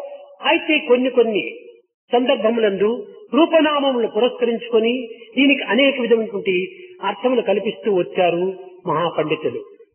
The great Pandits have been attributing and giving different meanings to different names of the avatar. ఇక్కడ కృష్ణ అని ఒక పదం ఉంది. Krishna, there is a word Krishna. క ష న Ka, Sha, Na are the letters. ఇది Krishna. This is Krishna. కానీ ఇందులో మరికొన్ని పేర్లు కూడా ఉంటుండాలి. There are a few other names also associated with this. క ర ష న ఆ ఇది 5 అక్షరములు. The same Krishna can be described in 5 letters. Ka, Ra, Sha, Na, A. ఈ 5 అక్షరముల లోపల కూడాను అనంతమైనటువంటి ఒక దివ్యత్వం కూడి ఉంటుండాలి. In these 5 letters, immense divinity is available. క అనేటువంటిది దీని యొక్క అంతరార్థాన్ని మనం గుర్తించాలి. First let us recognize and understand the inner క meaning of అనగా Ka. కమలకాంతుడు. Ka refers to Kamalakanta. ఈ కమలకాంతుడు కాకుండా కమలేశ్వరుడు, He is also Kamaleshwara. కమలగర్భుడు He is also Kamalagarbha. అనగా సూర్యోదయమైన తక్షణమే కమలములు విచ్చుతూ ఉంటాయి. As soon as there is sunrise, దీనివల్ల కమల బాంధవుడు అని కూడా ఉంటుండాలి. the lotus blossoms, that is why he has also been described as Kamalabandhava. అనగా దైవత్వం అనేటువంటిది మనలో ఆవిర్భవించిన తక్షణమే హృదయం వికసిస్తుంది, హృదయ కమలం వికసిస్తుంది. The moment divinity manifests in us, our hearts blossom. కనుకనే కకారం అనేటువంటిది వికసింపజేసేటువంటి యొక్క సూర్యతత్వంగా తీసుకున్నారు. Ka therefore may be described as that capacity which can enable us to blossom. రమింపజేసేటువంటి రామతత్వంగా తీసుకున్నారు. And this is an aspect of sun. Ra is taken as the aspect of Rama, which can give a lot of joy. Shah అనేటువంటిది సద్గుణైశ్వర్య సంపన్నుడైనటువంటి యొక్క విస్తృత్వంగా భావిస్తూ వచ్చారు. Shah has been associated with Vishnutva, which is full of the six aspects నా of divinity. అనేటువంటిది ఒక విధమైనటువంటి నారసింహావతారంగా భావిస్తూ వచ్చారు. The letter Na stands for Narasimhavatara. అనగా నరసింహ, నరుడు మృగము రెండింటి యొక్క ఏకత్వంగా భావిస్తూ వచ్చారు. It is an association of Nara and a combination of Nara, man and animal. ఆ అనేటువంటిది అక్షర స్వరూపుడైనటువంటి వాడు, A stands for Akshara Swarup, నిరంతరము క్షయము లేనటువంటి వాడు. the one who does not know what the decline is. కనుక ఇలాంటి అక్షర అర్థములను మాత్రమే పురస్కరించుకొని దైవత్వమైనటువంటిది ఈ పరిపూర్ణత్వంతో కూడినటువంటిది కృష్ణావతారం అని భావిస్తూ వచ్చారు. People have over a period of time understood in the context of the inner significance of these 5 letters, the Krishnatva is full divinity and immense divinity. మరికొంతమంది ఈ కృష్ణ అనేటువంటిది ఆనంద తత్వంగా తీసుకుంటూ వచ్చారు. Some other people took this Krishnatva as సత్చిత్ ఆనంద స్వరూపుడు కృష్ణుడు అన్నారు. the principle of delight, and he has been described as Satchit Ananda Swarupa. Krishna అనగా నల్లటివాడు అని అర్థము. Krishna also means a dark one. అజ్ఞానమును పరిహారము గావించేటువంటి సత్చిత్ ఆనంద స్వరూపుడే కృష్ణుడు అని. It also means that he is one who can destroy ignorance by his splendorous కనుక qualities. పేర్లకు ఎన్ని అర్థములైనా మనం చేయవచ్చు. Therefore, names can be given different meanings. పేరు పెట్టినవే గాని పుట్టినవి కాదు. Name has been given. Name is born on its own. కనుక దైవత్వం అనేటువంటిది సర్వత్రా కూడాను సర్వకాలముని యందు కూడాను ఏకత్వంతో ఉండినటువంటి పూర్ణత్వమే. Divinity, therefore, is fullness which existed all the while and right from the beginning till కేవలం మానవులు వారి వారి తెలివితేటలను భక్తి ప్రపత్తులను ఆశ్రయించి చేసుకుని తద్వారా భగవంతుడిని వర్ణిస్తూ వచ్చారు. However, men began describing God in the light of their own cleverness and their own ఎన్ని capacity. విధముల వర్ణనలు గావించినప్పటికీ అది వారి యొక్క అభిరుచులు మాత్రమే కాని దైవం యొక్క నిజతత్వములు కాదు. But whatever description has been given by man is only reflection of their own taste and temperament. సముద్రములో అనంతమైనటువంటి జలం ఉంటుండాలి. Ocean has immense water. ఎవరెవరు ఎంతెంత పాత్రను తీసుకుని పోతారో ఆ పాత్రకు మాత్రమే ఆ నీరుని తీసుకుని రాగలరు. But what quantity of water can be brought by a person depends upon the vessel అదే taken by him. విధముగా భక్తులు, పండితులు, దాసులు ఇలాంటి వారు వారి వారి భావోద్రేకముల చేత ఆ భగవంతుని యొక్క పవిత్రమైనటువంటి యొక్క గమ్యములను, కొన్ని విధమైన మర్మములను, దివ్యమైనటువంటి రమ్యములను భావించుకుంటూ వచ్చారు. In the same way, devotees and also pandits began describing God according to their own capacities, their own temperament, their own understanding, their own powers to comprehend. ఆకాశములో ఎన్నో పక్షులు ఎగురుతూ ఉంటాయి. There can be a number of birds వాటి flying in వాటి sky. రెక్కల బలమును పురస్కరించుకొని ఆయా స్థాయికి పోయి ఎగురుతూ ఉంటాయి, తిరిగి మరి కిందికి వచ్చి పడుతుంటాయి. Which a bird can fly depends upon the power of their own wings and their own capacity to fly. And కనుక they come వారి down afterwards. ఈ పాండిత్యము చేతను విద్యా చేతను దైవత్వాన్ని అనేక రకములుగా కూడా వారు వర్ణిస్తూ రావచ్చు. On account of the scholarship which they have and the education which they have, they may go on describing divinity in ఇది different కేవలం ways. వారి భావరాలే కాని భగవంతుని యొక్క తత్వంలో నిజంగా కాదు. All these descriptions are only their own feelings, their own imagination. భగవంతుణ్ణి వధించడం ఎవరి తరము కాదు. It is impossible to defeat God. మరి అదే or anyone. పండితులే చెప్తున్నారు, యథోవాది నివర్తంతే అప్రాప్య మనసా సహా, మనసులకు కానీ వాక్కులకు కానీ సాధ్యము కానటువంటి తత్వం నీది అని వారే తిరిగి వర్ణిస్తుంటారు. These very people describe God who cannot be comprehended by mind or who cannot be described by words. కనుక దైవత్వాన్ని మనము ప్రత్యేకమైన దివ్యత్వంగా భావించుకోనకుండా మానవత్వం కూడాను దైవత్వంతో వేరుగా మనము విశ్వసించక దైవత్వం మా ఏకత్వంతో కూడినటువంటి బింబ ప్రతిబింబంలో సత్యాన్ని మనం గుర్తించాలి. Therefore, we recognize the fact that divinity and deity are only one and the same. One is the object, the other is the reflection. We should not bring about an artificial distinction between God and man. ఒక చిన్న ఉదాహరణము, There is a small example here. ఒక గింజ ఉంటుంటాది. There is a seed. ఆ గింజలు రెండు బద్దలుగా ఉంటుంటాయి. It has two parts. రెండు బద్దలు చేరినప్పుడే ఇది మొక్కగా తయారవుతుంది. When these two parts are intact, ఇందులో ఏ బద్ద విడివిడిగా అయినప్పటికీ ఇది మొక్కగా రాదు. it can sprout only when they are together. If they are separated, it is not possible. అందుకోసమే జీవాత్మ పరమాత్మ అనేటువంటి రెండు బద్దములు బద్దలు చేరినప్పుడే సృష్టి అనేటువంటి వృక్షము ఏర్పడుతూ ఉంటుండాలి. The tree of creation can sprout and function only when divinity and also the man come together. కనుక భక్తుడు లేక భగవంతుడు లేడు. There is no God without devotee. భగవంతుడు లేక భక్తుడు లేడు. There is no devotee without God. భగవంతుడు ఏ విధంగా భక్తులను సృష్టిస్తున్నాడో భక్తులు కూడా భగవంతుని ఆ విధంగా సృష్టించాలి. Just as God is creating devotees according to His own likes, devotees also can create God according to their own liking. దానినే ధ్యానము అని పేరు పెట్టుకుంటూ వచ్చారు. This has been described as meditation. అనగా తన యందు ఆ భగవంతుని యొక్క రూపనామమును చిత్రించుకుంటూ తనలో తాను భవించుకుంటూ అనేక విధములుగా ఆ రూపాన్ని సాక్షాత్కరింపజేసుకోవడానికి తగిన కృషి చేయటం. Meditation therefore refers to the type of whatever he wants to describe and picture God in himself. In that particular form he go on picturing and creating God in his own mind. కనుక దైవత్వమే కేవలం సృష్టికర్త అని చెప్పుటకు వీలు కాదు. దైవత్వాన్ని కూడా సృష్టింపజేసేటువంటి ఒక మానవత్వం పవిత్రమైనటువంటిది.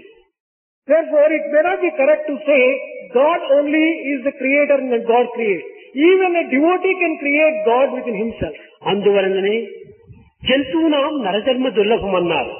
That is why such a great place is given for మానవ జన్మం చాలా దుర్లభమైనటువంటిది అన్నారు. Human birth is difficult to obtain. ఈ పదాన్ని ఎక్కడో ఒక కుక్క వినిందట పాపం. It appears one dog heard this particular statement. ఏమిటి?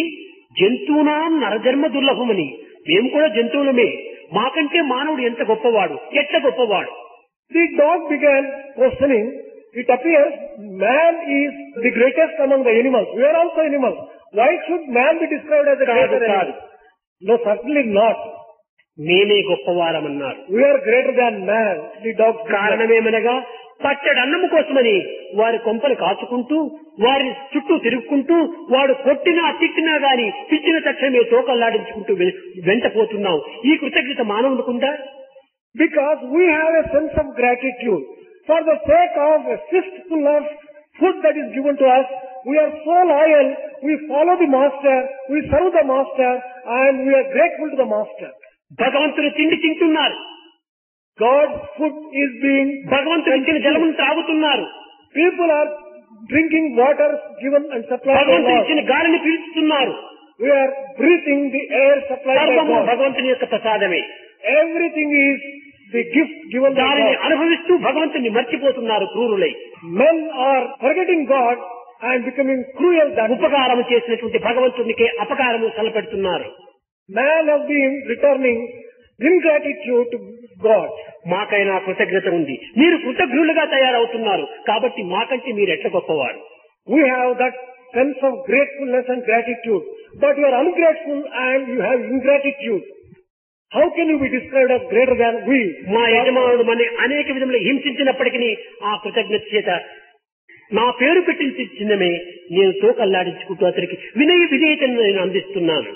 Even when the master ill-treats us, gives us some trouble, etc., the moment he calls us by the name that has been given to us, we just go very lovingly to him. కానీ మానవుడు మా పేరు విన్నంత మాత్రమే చీ చీ చీ అని దూరం కొడుతున్నారు.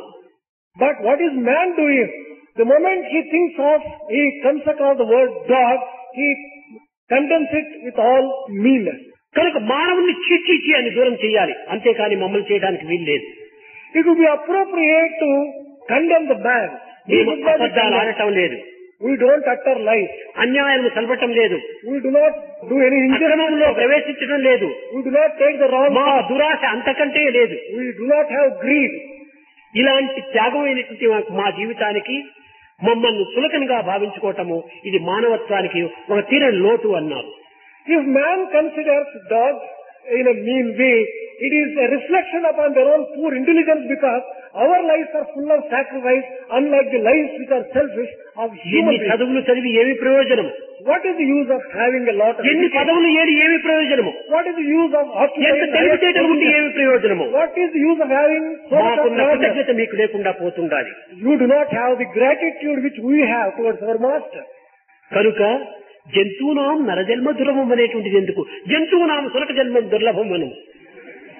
Why should it be just said that it is difficult to obtain the birth of human being? It would be more appropriate to say it is difficult to obtain the birth of a dog. కనుక ఈనాడు కుక్కల కంటే హీనమైపోతున్నారు మానవత్వం. Today what is happening is man is getting degraded. స్వార్థం స్వార్థం స్వార్థం ఆడంబరం. Man is getting degraded into worse than even dogs. A selfishness to the core. ఇలాంటి వారు భక్తులు అంటే ఎట్లా భక్తులం అవుతాం? If you go on calling yourselves as devotees, can you really be devotees? నీ స్వార్థము సప్రయోజన నిమిత్తమై నీవు ఆచరిస్తున్నావు కానీ దైవానుగ్రహం కోసమని దైవానందం నిమిత్తమై నీవు ఆచరించటం లేదు. All the actions you perform are performed on account of selfishness and self-interest, not to serve the God and not to earn His grace. నీవు దైవం యొక్క అంశమును అనేటువంటి యొక్క తత్వం నీవు గాఢంగా విశ్వసించినప్పుడు ఈ స్వార్థము సప్రయోజనము త్యజిస్తావు. The moment you realize that you are an aspect of divinity, you will be able to overcome this kind of selfishness and selfish desires and selfish interest. దేహం ఒక రథము, Body is only a chariot. ఆత్మ రథికుడు. Atma is the ఈ charioteer. రెండింటి యొక్క ఏకత్వాన్ని మనం అనుభవించాలి. We should experience unity between the charioteer occupying the chariot and running the chariot. మానవుల యందు అనేక రకమైనటువంటి భేదములు ఉండవచ్చును. There could be a number of differences between man and man. ఇంత సృష్టి లోపల కూడాను ఏ యొక్క మానవుల్లో ఇద్దరైనా కూడాను సమానంగా కనిపించేటువంటి వారు లేరు. In this vast creation, you can't come across two people who are ఏదో exactly alike. కొన్నింటి యందు భేదములు కనిపిస్తూనే ఉంటుంటాయి. There could be some kind of difference or the other between two persons. అమడ బిడ్డలైనప్పుడు ఎందుకు భేదములు కనిపిస్తుంటాయి. Even if they are twins, there will be some kind of difference or the other ఈ between them. భేదములు అభివృద్ధి పరిచేటువంటి వారు లోకములో కొల్లలు colour. There are plenty of people who can extol these kind of differences. కానీ అన్నింటి యందు ఉన్నటువంటి ఏకత్వాన్ని చూపించేటువంటి వాడు ఒక్కడు చాలు మనకు. It would be sufficient even if there is one who shows underlying unity among all the human beings. ఆహార నిద్ర భయ మైదునాలు యందు సర్వులు సమానమే. In terms of food, sleep and such other mundane things, జనన మరణములు యందు సర్వులు సమానమే. కోటీశ్వరుడు గాని కూటిపేద గాని.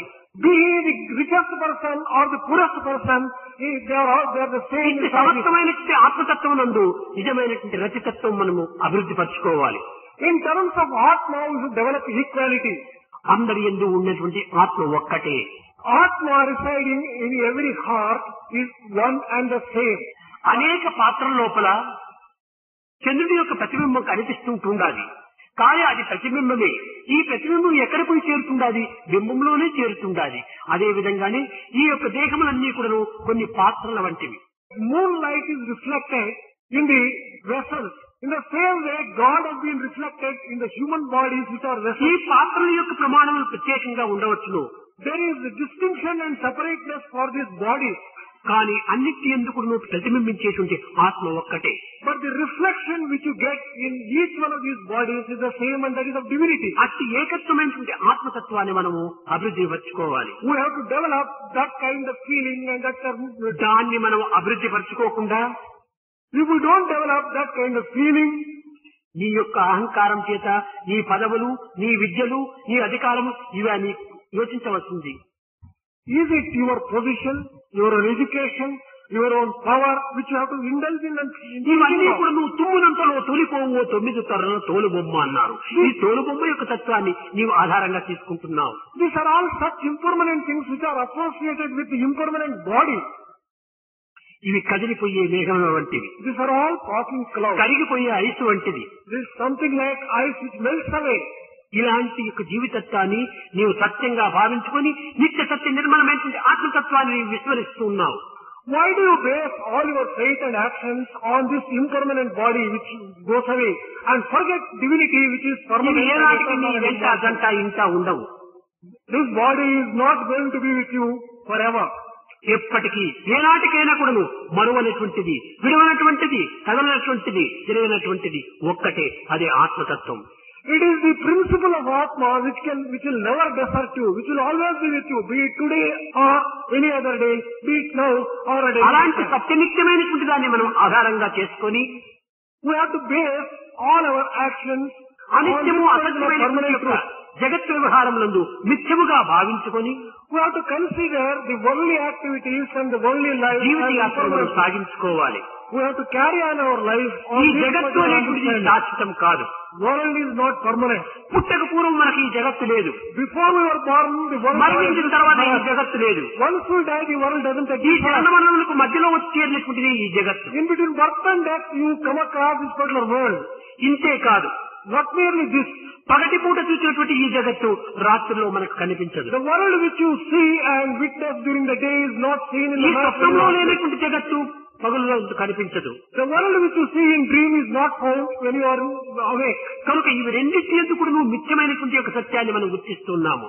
The type of truth which is mithya is experienced between these two states of dream and waking. ఇలాంటి వచ్చిపోయేటువంటి ఒక జగత్తు నిమిత్తమై మనం అనేక విధములుగా భ్రమలను పెంచుకొని The world which appears and disappears in this particular way, why should we develop such kind of delusion and illusions on this world? మన స్వస్వరూపమైనటువంటి యొక్క ఆత్మతత్వాన్ని మనం మర్చిపోతున్నాం.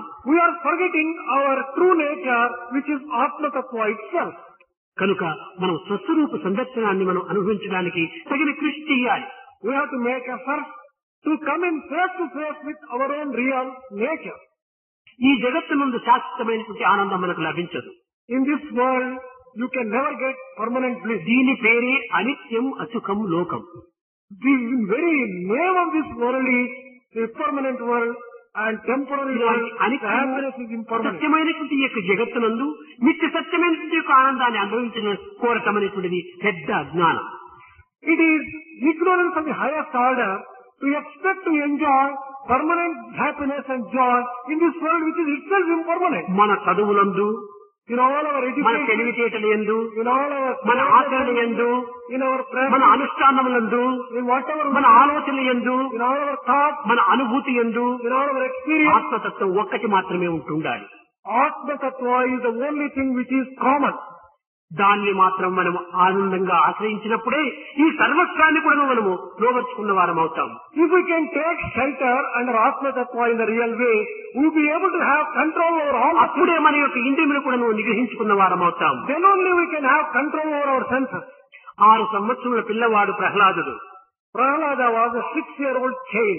దైవత్వం అనేటువంటి తనలో ప్రకటించడం చేత, ప్రభవించడం చేత, ప్రకాశించడం చేత తండ్రికి కూడా బుద్ధులు నేర్పేటువంటి యొక్క పుత్రుడిగా తయారయ్యాడు. He became a son who was able to teach proper lessons even to the father because divinity manifested in him. Divinity shone in him. బోధించడానికి వయసు ప్రమాణం కాదు, ప్రధానం కాదు. For teaching and for giving correct knowledge, age is not కులము, important. గోత్రము మనకు ఆధారం కాదు. Caste and community are not important. ధనము పెద్ద ఇది మనకు అవసరం లేదు. Money, wealth and position are also not important. అందువలనే వాల్మీకి ఎవ్వని వంశమంతని వాడు. That is why it has been asked, to which particular clan or community does Valmiki belong? నందుండు ఏ పల్లి ఎందు పుట్టే, Where was Nanda born? ధర కుచేలుండంత ధనము కలిగి ఉండే, What amount of wealth did poor Sujata Gajaraju have? ఏ విద్య కలిగి ఉండే, What education did elephant have? వసుడు ధ్రువుణ్ణి ఎంత వయసు కలిగి ఉండే, What age did Dhruva have? Sabari ఎంత శక్తి కలిగి ఉండే, What power and capacity did విదురునికి ఎంత Sabari have? విక్రమతి ఉండే, What caste which Vidura had? తిమ్మడికి ఎంతటి తెలివి ఉండే. What intelligence did Hanuman have? ఇదంతా కూడాను దైవ ప్రార్థన వలనే, దైవ ప్రేమ చేతనే దీని విలువను సంపాదించుకున్నారు.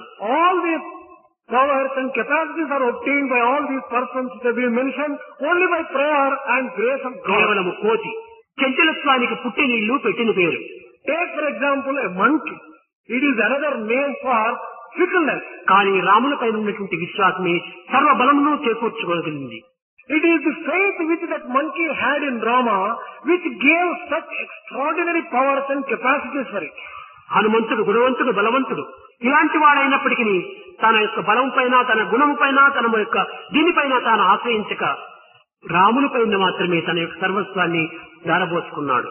Hanumanta was a person with full of capacities, power, cleverness, intelligence.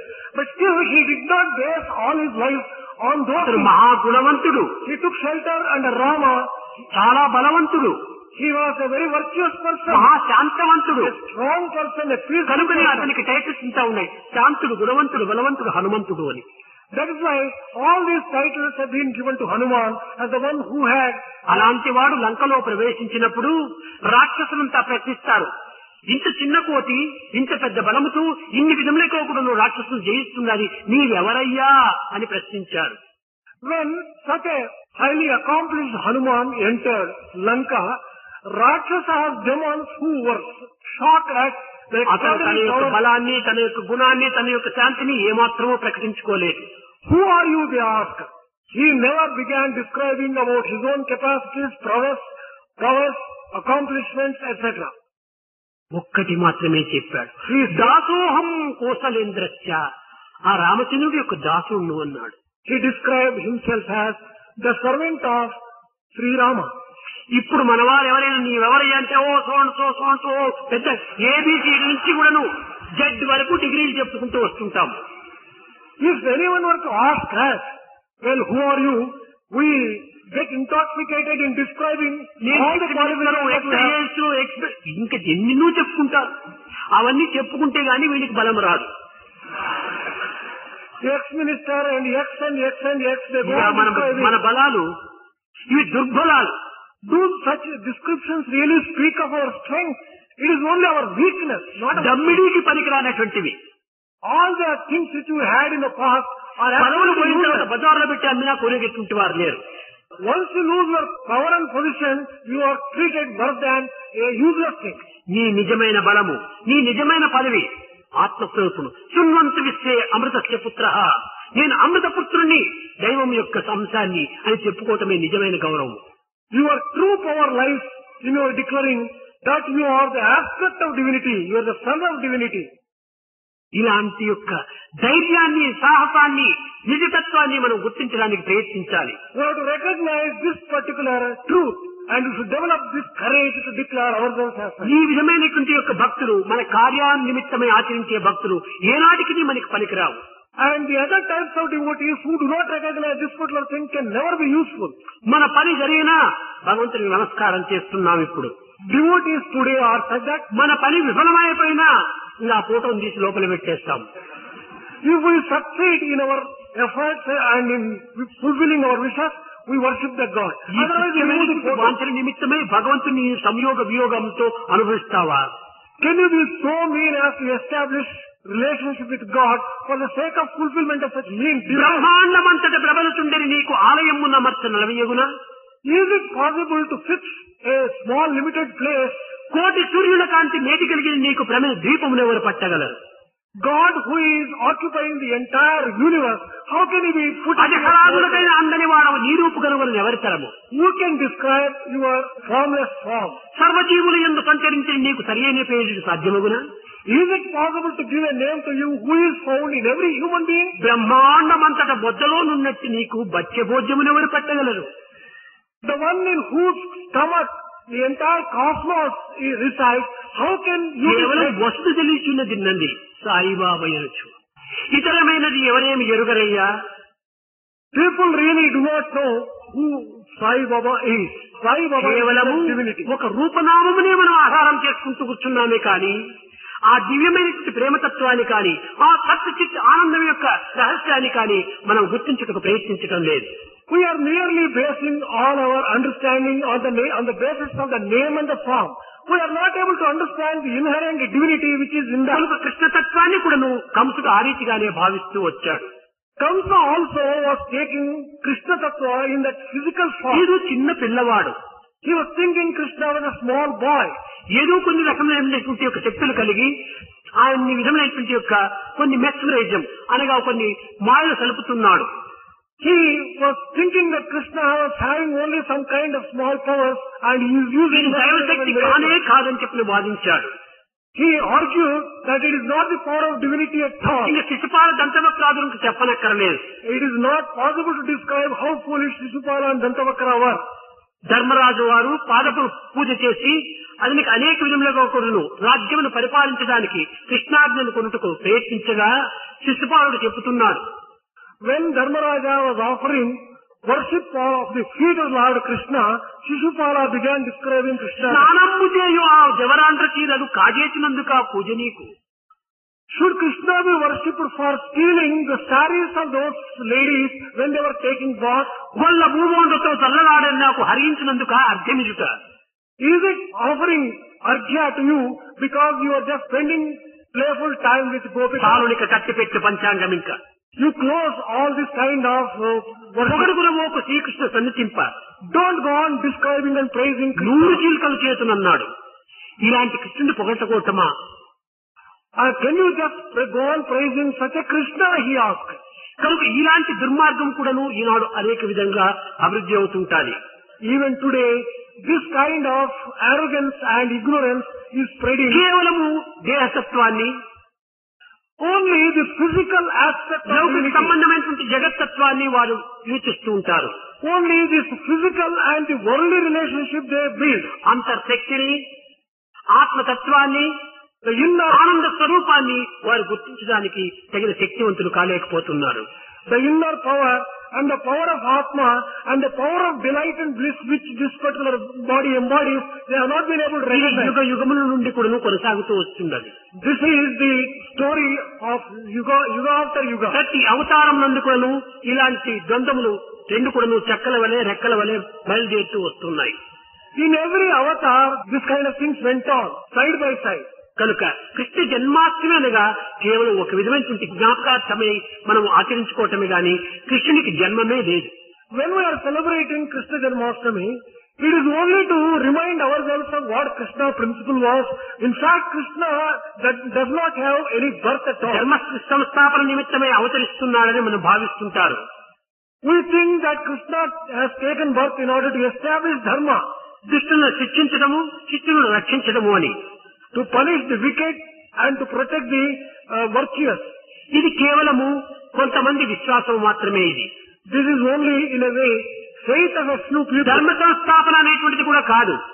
It is not even dharma samstapana. ధర్మం అంటే ఏ ధర్మం?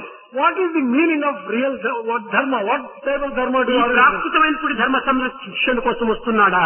Is it the dharma which is incidental to this world? అట్టయితే త్రేతాయుగంలో ధర్మం రక్షించినప్పుడు ద్వాపరయుగంలో తిరిగి ధర్మం ఎందుకు క్షీణించిపోవాలి? If that is the type of dharma which you are referring to, if dharma was already established in Treta Yuga, ద్వాపరయుగంలో తిరిగి ధర్మం రక్షించినప్పుడు కలియుగంలో ఎందుకు ధర్మం నశించిపోవాలి? how did it decline during Dwapara Yuga? How did it decline again in Kali Yuga? లౌకిక సంబంధమైనటువంటి ధర్మంలో సంబంధించినటువంటిది కాదు. The dharma which people are understanding in a worldly sense is not the dharma. ఇది ఊర్ధ్వ ధర్మం అనేటువంటిది ఒకటి ఉంటున్నది. There is another dharma called Urdhva dharma. అదే హృదయ ధర్మం. That is the dharma of the heart. అట్టి హృదయ ధర్మాన్ని మానవుడు దినదినమునకు క్షీణించిపోతుండాలి. This kind of Hridaya dharma is declining in man day after day. అనగా ఏ రీతిగా క్షీణించిపోతుండాలి? మన దృష్టిని బహిర్దృష్టి గావించుకోవటం చేతనే. How is this particular dharma declining in the heart of man? By externalizing our vision, this dharma is declining. ఈ విషయములు ఎందు మాత్రమే ప్రవేశించేటువంటి యొక్క మనస్తత్వాన్ని మనము అభివృద్ధి పరుచుకుంటున్నాము. We are developing a type of mental attitude and attachment only to the external world. అంతర్దృష్టిని మనం అభివృద్ధి పరుచుకోవాలి. We should develop an inner vision. ఎంతకాలం మనం అభివృద్ధి పరుచుకుందామో పశ్యతీతి పశువు అని. ఈ బయట దృష్టి కలిగినటువంటి వాడు పశువు తప్ప మనిషి కాదు ఉన్నాడు. So long as we develop the external vision and the outward vision, we can be compared only to animals. ఎవడు అంతర్దృష్టిని అభివృద్ధి పరుచుకున్నో వాడే మానవుడు. Only that person who can develop the introverted vision. ఎవరి వంట వర్ణించినప్పటికీ తనలో ఉన్నటువంటి మంచి చెడ్డలు తనకు మాత్రమే గోచరమవుతాయి. Only that particular person can be called as a true human being. He only would be able to recognize. తనకు తాను తన యొక్క ప్రవర్తన, తన యొక్క నిజతత్వము తాను తృప్తిపడేటువంటి యొక్క తత్వమే నిజ ధర్మం. The true dharma is to satisfy oneself that అదే self satisfaction. that he is following the right path. That is self-satisfaction. నేను మంచిగా ఉన్నాను అనేటువంటిది నీవు నోటితో చెప్పవచ్చును, కానీ నీవెంత మంచిగా ఉన్నావు నీకు మాత్రమే తెలుసు. Whether you are following the right path or not, you alone know. You may utter ఈ by సెల్ఫ్ word అనగా of mouth. ఏమిటి? దేశం ఒక సెల్ఫ్ కాదు. What does this self refer to? Does it refer to the body? అదే No. ఆత్మ. Self refers there to Atma. దేహము నేనేటువంటి యొక్క సెల్ఫ్ పోవాలి. One should give up the feeling that he is the ఆత్మనే body. నేనేటువంటి యొక్క selfish రావాలి. He should develop that self feeling. కనుక నీ Atma. Self is real self అన్నారు. That is why it is said, selflessness self alone is real self. మనము ఈ దేహభ్రాంతితో కాకుండా ఆత్మభ్రాంతితో మనం జీవించడానికి ప్రయత్నించాలి. We have to constantly live with the feeling of Atma, not with the feeling of body. మనము కేవలం ఇచ్చా ఐచ్ఛలపైన ఆధారపడి దైవత్వాన్ని మనము సంయోగ వియోగములతో అనుభవిస్తూ వస్తున్నాము. Because we base all our life on the likes and dislikes, we get association and separation from God. పచ్చిగడ్డి చేతితో చూపితే పశువైనా పరిగెత్తి వస్తుంది. If you were to offer green grass, even if it is an animal, it will run to you. తుంటకర్ర చేతిలో తీసుకుంటే పశువైనా పరిగెత్తిపోతుంది. If you take a stick, even an animal will run away from you.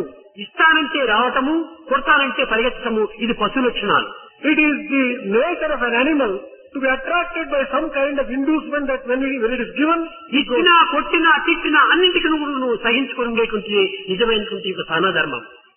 The real Sahana Dharma is one which is prepared to accept when it is given, when it is desired, అదే సహనాభవతు సహనోభవంతు అని. when it is denied, and when even one is beaten, one should not run away. సహస్రశీర్షా పురుషః సహస్రాక్ష సహస్రపాద్.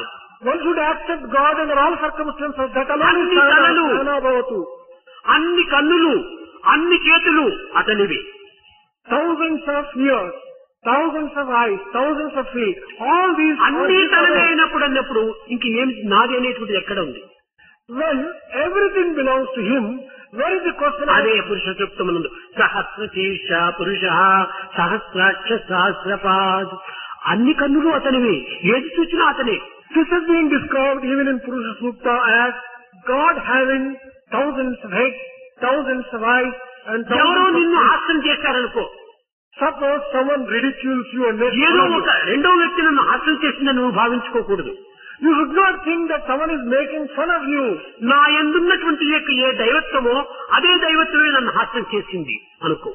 You should feel that divinity which is inherent in you is ridiculing you through some other అందులో person. ఇందులో ఉన్నటువంటిది ఒక్కటే, తను తాను చేసుకున్నాడు. There is a common divinity which is existing in you as well as in the other person who is ridiculing you. నిన్నెవరైనా విమర్శించినారనుకో, Suppose someone criticizes you.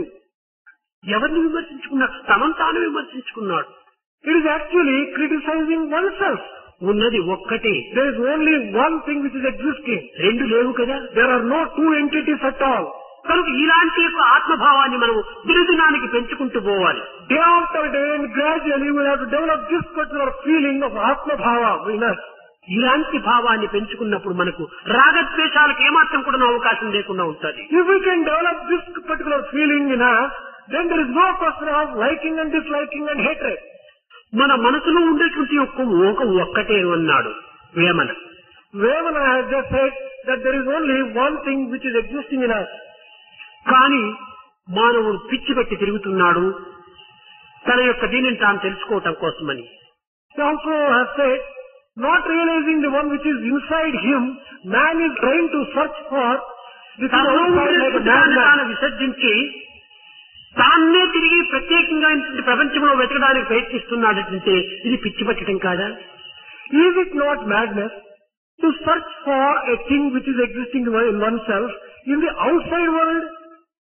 తన చేతి ఎందున్నటువంటి కంటిని తాను మరచి కడియన్నే మరచి నా కడియం ఎక్కడో అని ఇప్పుడు వెతుక్కోవటం ఇది కేవలం అజ్ఞానం యొక్క లక్షణం. It is proof of one's ignorance. If one goes on searching the bracelet which he is wearing on his arm, నీవు దేనిని వెతుకుతున్నావో, whatever you are searching for, దేనిని ఆశిస్తున్నావో whatever you are trying to aspire, ఆ వస్తువు నీవే. that is yourself. నిన్ను నీవు మర్చిపోతున్నావు. You are forgetting about yourself. కారణం What is the reason? అజ్ఞానం అనేటువంటి అంధకారమే. It is the darkness of ignorance. ఈ అజ్ఞానం లోపల నీవు ఒక గది లోపల చేరిపోతుంటే అంధకారం లోపల ఏమీ నీకు కనిపించదు. You are like someone who has just gone into a room where there is total darkness, will not being able ఒక రూమ్ లో నీవు ప్రవేశించి అనేక వస్తువులు నీవు చూస్తున్నప్పుడు ఒక్కటి మాత్రం నీకు కనిపించదు. If you enter into a room and look for all the other things, you can see all the things excepting one thing. అన్నీ చూస్తున్నావు. You are looking at all the things. అన్నీ చూస్తున్న సమయంలో నిన్ను నీవు చూడవు. While looking at all the things, you don't look at yourself. కనుక ఈ జగత్ అనేటువంటి దీంట్లో మనం ప్రవేశించి అన్నింటినీ వెతుకుతున్నాం. దానివల్ల నిన్ను నీవు వెతుక్కోకుండా పోతున్నావు. What is happening today is we are entering into the world and trying to search everything else but forgetting yourself. తనను తాను వెతుక్కోలేనటువంటి వాడే అజ్ఞాని. An ignorant person may be described as one who does not search for తనను తాను himself. తెలుసుకుంటే సర్వమును తెలిసిన వాడైపోతాడు. If one knows oneself well, he knows everything else. అదే చిన్న పిల్లవాడైనటువంటి ఒక ప్రహ్లాదుడు తండ్రికి బోధించినటువంటిది. This is what Prahlada taught to his father. నాన్న, లోకములన్నీయు గడియలోన జయించిన వాడవు. Oh dear father, you are the one who has conquered all the world. ఇంద్రియాలోకము చిత్తమును గెలువనేరం. But you have not been able to conquer the world of senses and నీ యొక్క also ఇంద్రియాన్ని నీవు సాధించుకోలేకుండా ఎంతమంది రాజులు సాధిస్తే వచ్చిన ప్రయోజనం ఏమిటి? you have not been able to control your senses. What is the use of conquering the world outside you? కనుక నిన్ను నీవు సాధించుకున్నటువంటి వాడే రాజ్యాన్నంతా సాధించుకున్నవాడు, దేశాన్ని సాధించుకున్నవాడు, విశ్వాన్నే సాధించుకున్నవాడు అవుతావు. If you can master yourself and conquer yourself, you will have conquered the world, conquered the entire universe. కనుక ఇట్టి నిజతత్వాన్ని బోధించేటువంటిదే కృష్ణుని యొక్క తత్వం. Krishna Tattva is that Tattva which teaches the reality which has been సర్వము explained. ఏకత్వంగా ఉంటున్నటువంటిది. Everything is ఏకోవసి సర్వభూతాంతరాత్మ. Everything is unity only. And you can see, నేను Atma is మీరందే everything. ఉంటున్నాను. I am existing in you. అదే అహం వైశ్వానరో భూత్వా ప్రాణినాం దేహమాస్త. That is what is said when నీ దేహాన్ని ఆశ్రయించి నీలోనే నేను వైశ్వాన రూపంలో ఉంటుండి అన్నింటినీ జరుపుతున్నానన్నాడు. I have taken the form of Vaishvanara in you and I am helping you to conduct all the things in your life. ఇలాంటి సత్యాన్ని మనం నిజంగా విశ్వసిస్తే దేవుడు బయట ఉన్నాడనే భావం మనలో ఎందుకు వస్తుంది? If we really believe this particular principle, how can we get the feeling that శ్లోకాలు God is outside? చదువుతున్నాము, కంఠస్థమ చేస్తున్నాము, We are chanting slokas, we are memorizing ఆచరణలో slokas, పెట్టలేకపోతున్నాము. but we are not able to practice these slokas. ఆచరణలో పెట్టుకున్నప్పుడు ప్రయోజనం ఏమిటి? What is the use of reading when we are not able to practice? ఇంట్లో అన్ని వంటలు చేసి పెట్టుకున్నాం, You have prepared all types of food and delicious, ఉపవాసన చేస్తున్నాము, but you are fasting. వంటలు చేసి ప్రయోజనం ఏమిటి? What is the use of preparing వంటలు all- చేసినందుకు భుజించాలి. For preparing different types of delicious food, you should నీవు eat that. శ్లోకాలు నేర్చుకున్నందుకు నీవు ఆచరించాలి. For reading and memorizing slokas, you should practice them. ఆచరించిన శ్లోకాలు పక్కకు పెట్టాలి. After practicing, you can put them aside. ఆచరించని శ్లోకాలు, Slokas which you are not practicing, you should put them aside. ఆచరించిన శ్లోకాలు కేవలం శోకానికే కారణం. These stanzas which you are not practicing can get you only grief. మనము కేవలము పదములను మాత్రమే ఉచ్చరిస్తున్నాము, పదార్థాన్ని మాత్రం గుర్తించడం లేదు. We are only uttering words, but we are not recognizing the real truth. కనుక మొట్టమొదట పదములో ఉన్నటువంటి అక్షరము, అక్షరంలో ఉన్నటువంటి అర్థమును మనం గుర్తించాలి. We have to know the word, we have to understand the letters, and we have to understand what lies behind these letters. అప్పుడే నీవు అక్షర స్వరూపుడు అవుతావు. Then only you can become Akshara Swarupa. అక్షరాన్ని లోపల మింగటము, క్షరాన్ని మాత్రం అనుభవించటం. You swallow the letters, but you don't practice the truth which that letter stands ఈ for. విధమైనటువంటి యొక్క ఆడంబరాలు మనం పెంచుకుంటూ పోతున్నాము. This kind of ostentatious, showy life we are ఈ developing. ఆడంబరం ఉండినంత వరకు కూడాను ఆత్మతత్వం అతనికి చాలా దూరంగా ఉంటుంటాడు. So long as you are full of show, the Atma Tattva can never come nearer to you, closer to ఇలాంటి you. వారు ఏనాటికైనా కోటి జన్మలు ఎత్తినప్పటికీ దీన్ని గుర్తించుకోలేరు. Even if a million lives and births are taken by such people, they can never realize. ఈ రెండింటి యొక్క ఏకత్వాన్ని మనం అభివృద్ధి పరచుకొని గుర్తించడానికి తగినటువంటి కృషి చేయాలి. We have to develop faith in the unity of these two aspects and live the life accordingly. అప్పుడే మనం నిజమైనటువంటి కృష్ణతత్వాన్ని మన హృదయం నందు ఆవిర్భవింప చేసుకున్న వారం అవుతాం. Only then would we have manifested the principle of Krishna in our own thoughts. Govinda Krishna జై గోపాల కృష్ణ జై గోపాల బాల బాల రాధా కృష్ణ జై.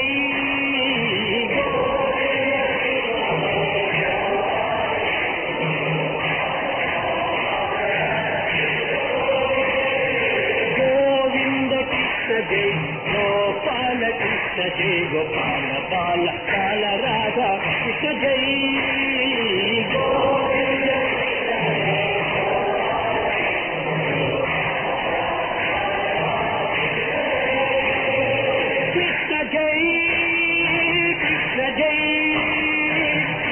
జై కృష్ణ కృష్ణ కృష్ణ కృష్ణ జై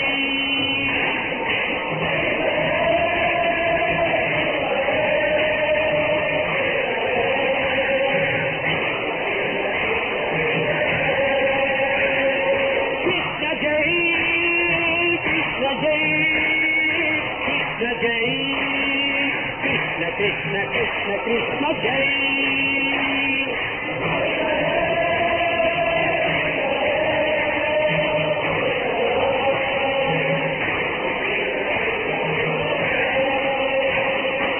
గతికమాలహారి ప్యారి బాయి మీర మనవిగారి మదన మోహన మురళిధారి కృష్ణ జై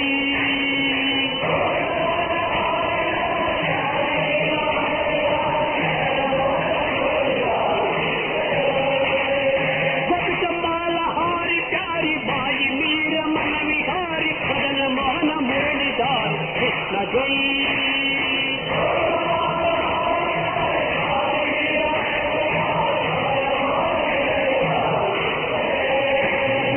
కృష్ణ జై కృష్ణ జై కృష్ణ కృష్ణ కృష్ణ కృష్ణ జై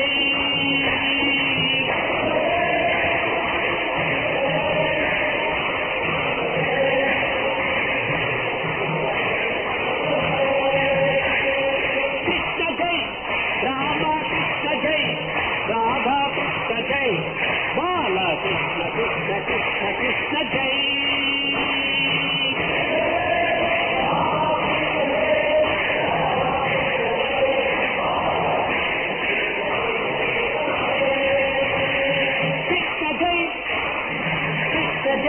Krishna Jai, Krishna Krishna Krishna Krishna Jai.